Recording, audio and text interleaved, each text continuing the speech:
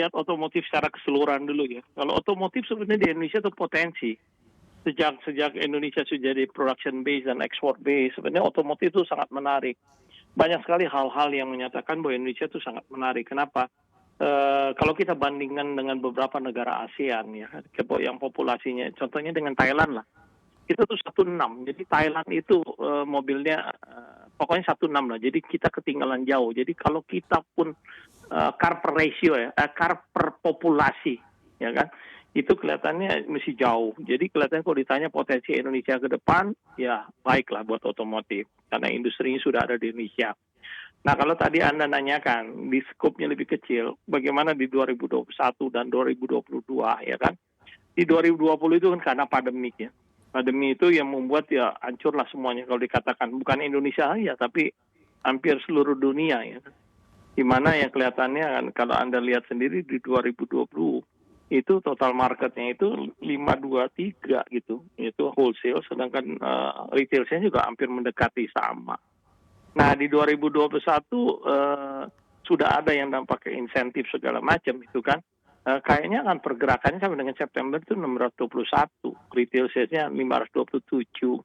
Jadi kalau forecast diperhitungkan tahun ini kira-kira sampai Desember, berdasarkan forecast dari Apindo itu kira-kira 800-an lebih, sampai 870-an sampai 880. Ya, jadi kalau ngelihat ini mesti jauh dari pada waktu terjadinya sejarah itu. Sejarah itu di 2012 atau 2013, di mana total market, ya pada waktu saya masih menjabat di Toyota itu, total market itu adalah 1,27 kalau nggak salah. Itu yang paling tertinggi. Sejak itu di 2014 saya udah nggak ngikut-ngikut pensiun, itu kan turun. Total marketnya yang paling tinggi nih 1.080.000 kalau nggak salah. Jadi hal itu, dan kembali ke 2022, kan memang faktor asal mulanya adalah pandemik gitu.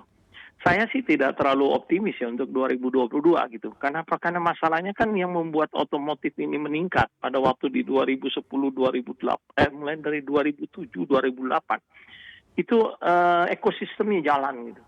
Di mana satu ada produk yang untuk murah, yang untuk masuk segmen yang di bawah. Dan kedua adalah financial. Ekosistem itu saya maksud gini, jualan mobil, pabriknya ada, mobilnya ada, murah, terjangkau, dan financialnya juga mendukung. Ya. Nah kalau kita kembali ke 2022, ini 2021 kan ada orang mempertanyakan, Pak Joni bagaimana, nanti Anda akan nanyakan Pak Joni bagaimana kebijakan pemerintah. Kalau menurut saya kebijakan pemerintah tuh bagus. Kenapa? Dengan adanya PPNBM 100%, terus adanya industri otomotif dimasukin sebagai industri prioritas, ini membuat tetap pabriknya jalan gitu. Ya kalau tidak diberikan ini, marketnya tidak ada, ya kan, maka pabrik itu jalan, terjadilah yang namanya pengurangan karyawan atau bagaimana. Dan itu akan lebih parah untuk bangkitnya ke depan gitu. Jadi kalau menurut saya dengan adanya kebijakan-kebijakan pemerintah ini bagus gitu. Tapi kalau Anda menanyakan di 2022 akan kembali normal seperti yang di atas 1 juta. Menurut saya agak pesimis masalahnya gitu. Jadi bukan optimis gitu. Mungkin ke arah 900 kembali gitu.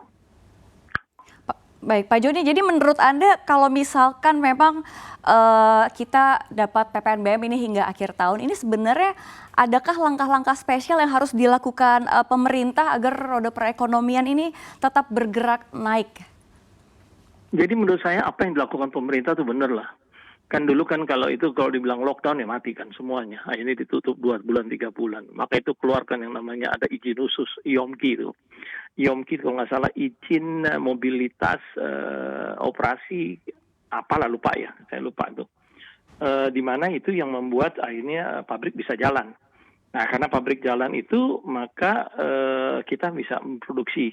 Nah memproduksi itu akhirnya kan membuat karyawan juga bisa masuk gitu.